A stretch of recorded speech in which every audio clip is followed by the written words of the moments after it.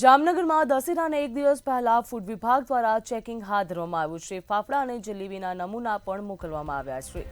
જ્યાં જામનગરમાં દશેરાના એક દિવસ પહેલા ફૂડ વિભાગ દ્વારા ચેકિંગ હાથ ધરવામાં આવ્યું। જલેબી ફાફડાના નમૂના લઈને ચેકિંગ માટે પણ મોકલવામાં આવ્યા છે।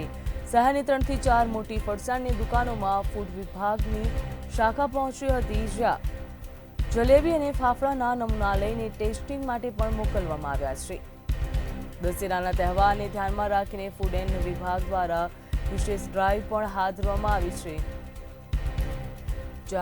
જામનગરમાં દશેરાના એક દિવસ પહેલા જ ફૂડ વિભાગ દ્વારા ચેકિંગ હાથ ધરવામાં આવ્યું।